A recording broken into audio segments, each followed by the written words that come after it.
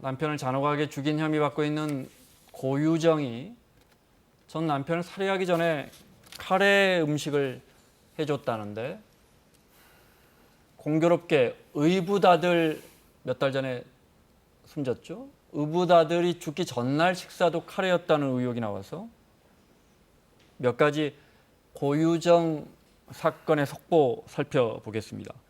구속됐고 아직 재판은 안 시작됐고요. 재판은 시작은 안 됐지만 경찰에서 끝내고 검찰에 넘겨 검찰이 기소를 했습니다. 그러니까 살인하고 사체, 손괴, 은닉.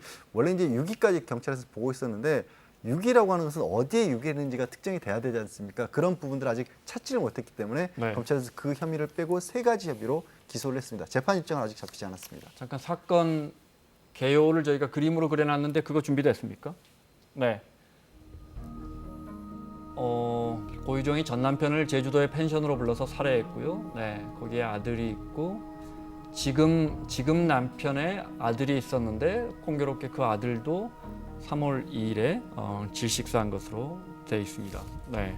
지금까지 수사는 전 네. 남편을 살해한 부분에 대해서 수사와 기소가 이루어졌고 네. 이제 그 사건이 마무리가 수사 단계에 됐기 때문에 네. 이제 지금 충북 상당 경찰서에서 이 아들의 죽음과 관련된 의혹에 대해서 본격적으로 수사를 시작을 했습니다. 네. 검찰의 브리핑 내용 들어보겠습니다. 검찰은 구속기간 동안 피고인을 10회에 걸쳐서 소환하여 지금 시점에서 피해자에 대하여 최소한의 도리를 다하는 것은 진실을 밝히는 것이 유일한 방법임을 촉구하면서 진술할 것을 설득하였으나 피고인은 계속하여 진술을 거부하였습니다. 이와 같이 피고인이 진술을 거부하는 상황이어서 세세한 진실 규명에는 한계가 있었으나 죄에 상응하는 처벌이 이루어질 수 있도록 철저히 공소 유지할 예정이고 지금도 뭐 진술은 거부하고 있다고요? 네, 동기를 포함해서 구체적인 범행 과정에 대해서는 완벽하게 거부하고 있고 오히려 자신의 신체에 났던 여러 가지 상처들을 자신이 어떻게 보면 방어하는 과정에 생긴 거라는 것을 증거 보전 신청을 하면서 자기 변론 준비만 하고 있다고 합니다. 네.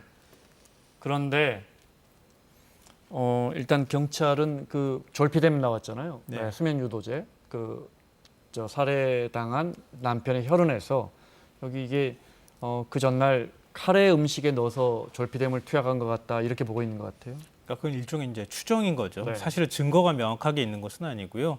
뭐 이렇게 논리적인 것으로 말씀을 드리면은 그 고유정이 가지고 있었던 파우치에서 졸피뎀을 처방받은 그 증거가 나왔었죠. 네. 본인 스스로가 뭐 의료 기록에 나오는 거니까. 그리고 이 피해자 혈흔에서 졸피뎀이 검출됐다고 하지 않습니까? 거기까지는 이제 증거가 될 수 있는 것인데 지금 이제 카레를 먹었다고 하는 것은 졸피뎀을 어떻게 넣었을까 남편에게? 그 궁금증이 남아 있었는데 지금 고유정의 휴대폰을 다시 복원을 해봤더니 그 안에 카레 사진이 있었다는 거예요. 네. 그러면은 졸피뎀을 어떻게 남편한테 먹여서 남편이 저항할 수 없는 상태를 만들어서 살해를 했을까 이게 궁금했던 건데, 그러니까 카레 라이스를 먹었던 그 증거가 나오니까 그러면 졸피뎀을 거기에다 넣은 다음에 그 다음에 그 전 남편한테 먹인 것 아니냐 이렇게 추정을 하고 있는 것이죠. 그런 사진들을 다 촬영해서 남겨놨다고요. 네. 근데 그 부분도 사실은 좀 의문인데 왜 그러면 카레 라이스 사진을 찍어놨을까? 그리고 졸피뎀을 처방받은 봉지 그 흔적이나 그것도 촬영해놨고, 그리고 범행이 있었던 시각으로 추정되는 시간도 찍어놨다는 거예요. 촬영했던 걸 지워야 할 텐데 오히려 다 촬영해놨어요. 그러니까 남편은 그 고유정이 뭐 자신의 행적을 기록하는 습관이 있다고 진술했다고 들어요. 그러니까 일종의 이제 이것도 편집 중이라고 해야 될지 아니면 본인 스스로가 자기만의 어떤 아는 방식으로 기록을 남기고 싶었는지는 모르겠지만 현재 그 파편화된 흔적들이 지금 하나하나씩 확인이 되고 있는데 이걸 과연 이 증거로 채택하는 게 가능할 것인지 이거는 좀 별도로 얘기해야 될 문제가 아닐까 싶습니다. 네. 카레 이야기 하고 있는데 그러니까 지금 남편이 죽은 아들이 사망하던 그날도 그러니까 전날이겠죠. 3월 1일인가 그렇습니다. 지금 남편이 제공한 사진입니다.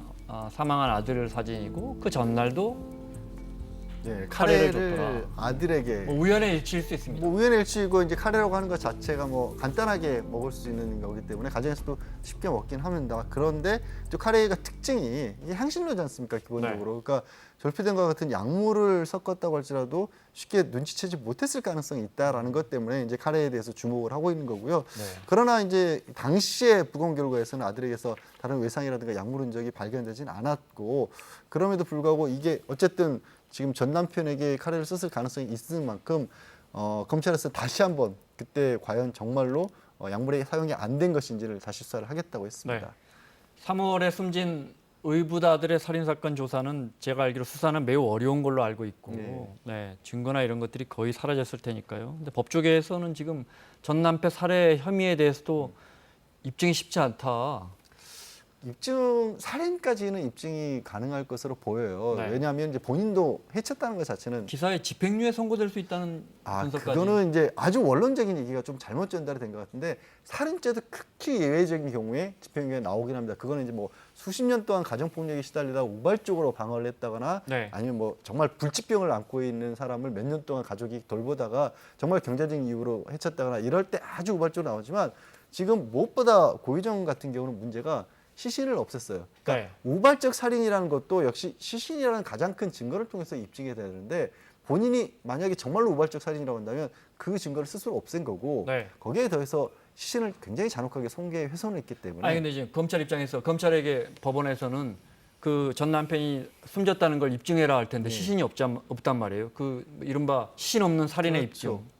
근데 시신 없는 살인 사건이라고 할지라도 이번 경우처럼 많은 경우에 범죄의 정황 증거들, 그러니까 묵었던 숙소에서 남았던 혈흔도 있었고요, 네. 뭔가를 옮기는 장면도 나왔고 남편이 그 안에 들어갔다가 다시 나오지 않았지 않습니까? 네. 게다가 본인이 어쨌든 해친 것까지는 인정했기 때문에 설령 극도로 다투더라도 우발적 살인이 받아들여진다고 네. 할지라도 말씀드린 집행유예 정도까지 갈 가능성은 거의 없다고 보시면 됩니다. 알겠습니다. 네. 뭐 4년 전에 화성에서도 살인 사건이 있었고요. 시신 없는 살인 사건이 있었고 9년 전에도 부산에도 같은 사건이 있었는데 그런 사건 같은 경우에 똑같이 시신이 없었지만 범행을 계획한 흔적이라든가 또 살해를 할 때 사용했던 도구라든가 이런 것들이 확인이 돼서 네. 이런 물적 증거가 있을 때에는 네. 유죄 판결을 받은 전례가 있습니다. 알겠습니다.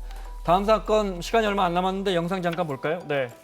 부산의 한 금은방 10대들이 아주 20초 만에 털어버린 사건인데 영업이 끝난 다음에 한 젊은 사람이 망치로 주위를 살피더니 유리를 내려치니까 이렇게 순식간에 유리가 깨지죠. 그러면서 안전 유리가 이렇게 통째로 뜯겨져 나갑니다. 안에서 한 2,300만 원어치 귀금속을 훔쳤다고 하는데 10대들입니다. 정확히 20초 걸렸다고 합니다.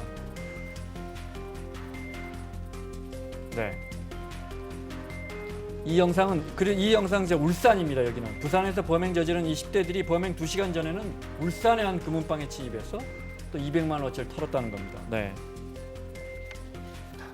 20초밖에 걸리지 않았고 울산에서 하고 2시간 있다가 부산 가고 10대들이 아주 치밀하게 준비했습니다. 그러니까 저기는 2명이 직접적으로 행동한 사람이 나왔지만 사실 5명이 일당이었거든요. 막해서 이제 차를 대기시켜 놓았었고 말씀하신 것처럼 유리를 깨고 나서 바로 훔쳐갔기 때문에 저게 한 2,300여만 원인데 울산에서 먼저 범죄를 저지르고 나서 울산에 있었던 건 대부분 모조품이었답니다. 그러니까 값어치 나가는 게 없으니까 다시 부산으로 가서 또 한 차례 2시간 뒤에 비슷한 수법의 범죄를 저지른 겁니다.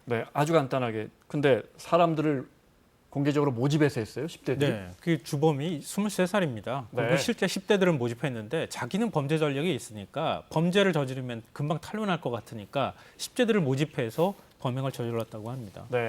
알겠습니다. 자, 잡혔더군요. 금방 검거됐죠. 마무리하겠습니다. 김성환 평론가, 양지열 변호사 수고하셨고요. 사사건건 내일 정두원, 정청래 두 분과 함께 돌아오겠습니다. 고맙습니다.